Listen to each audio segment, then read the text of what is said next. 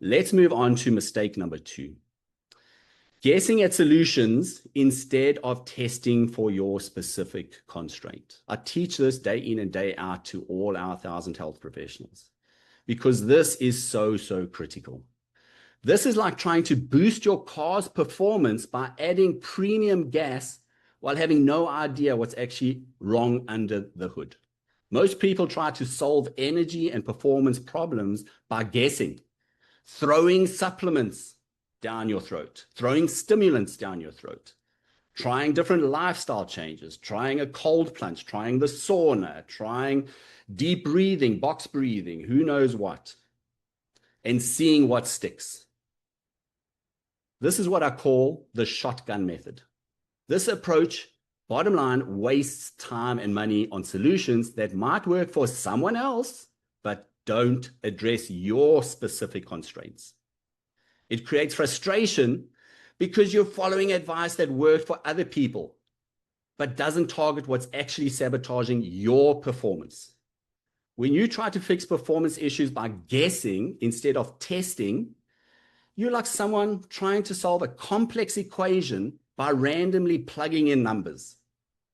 You might occasionally get lucky, but mostly you're just spinning your wheels while real constraint continues. And it's destroying your potential and your potential for peak performance. Eventually you give up because peak performance was just a dream. You don't think it's possible for you anymore. When the truth is, you just never identified what was actually holding you back.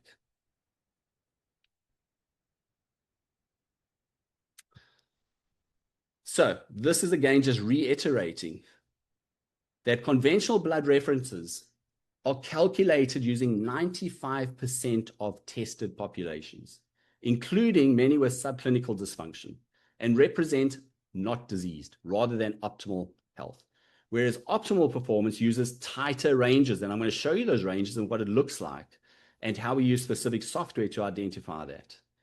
But that is where you want to be if you want peak performance, because then you're being compared to truly healthy individuals. You're not being compared to the rest of the average population. This is the software that we use, and you're going to see different colors here, which is not bar graphed on the normal blood reports that you get.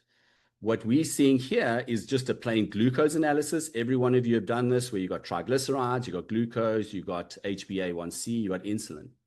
This is the optimal range. However, with the labs, the lab ranges are actually this wide. And most of the time, you're landing in these suboptimal ranges. And that is why you're not having peak performance and you're lagging, because you're not in the green, you're in the oranges. And for some of you, you're hitting the red zones, and that's completely falling off the charts. Here you can see glucose below here is in the orange, and this glucose range, this is research-based, is very tight. Anything beyond that, you're starting to fall off the peak ranges. Whereas here, the HbA1c, you can see, is nicely in the green ranges. You'll see here that we do an overall category score of 75%, and we're able to dial in peak performance very precisely. So what is the bottom line?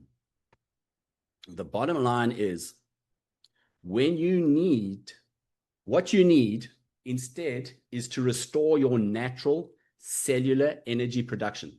So you have sustained power for everything that matters. That's your real energy source, which you're not tapping into at the moment. You like that battery at 3%. It's not at full percent. So I'm going to show you how to access, just like I showed Adam in the picture here. So I mentioned Adam earlier. He was relying on the VA. He's a veteran. He was going to his VA doc. They were analyzing his annual blood work. That might have worked for him when he was in his 20s.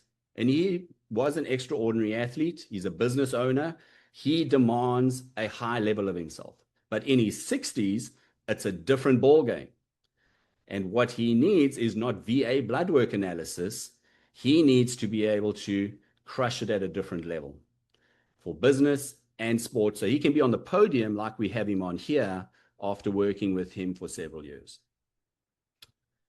So let's go to mistake number 3. This is following generic wellness programs. This is like trying to train for the Olympics using a beginner's workout plan. Generic wellness programs assume you have unlimited time. You don't face high stress decisions, and you aren't trying to excel in multiple demanding areas simultaneously. They're designed for people who want to get a little healthier, not for high achievers who need to maintain peak performance in business while training hard and having the energy for incredible intimacy with their partner. They have limited time. They need to be doing specifically what they need to do, not to be doing just this generic shotgun method, throwing everything at the wall. Now, these programs are going to fail to address the specific recovery needs of someone operating at maximum capacity.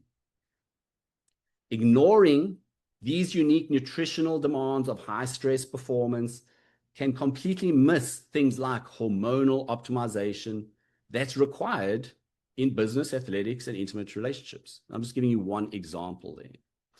Many people go to using apps, going to Dr. Google, going to their personal trainer. Maybe just they're religious about going to the MD and doing general blood work. And like Adam, going to the VA. They might be getting a little bit healthier, but are they actually getting to peak performance? Never. So what is the bottom line? Is you need an approach designed specifically for people who refuse to choose between success in business, excellence in fitness, and satisfaction in intimate relationships. You don't have to choose. You can have all 3. All these old school approaches, they force you to sacrifice one area for another. And you know what I mean if you're a high achiever, because you'll start to become imbalanced. You'll start to head towards more hours in business, or you're trying to crush your sport and then something else suffers. Most of the time, it's your relationships that's suffering.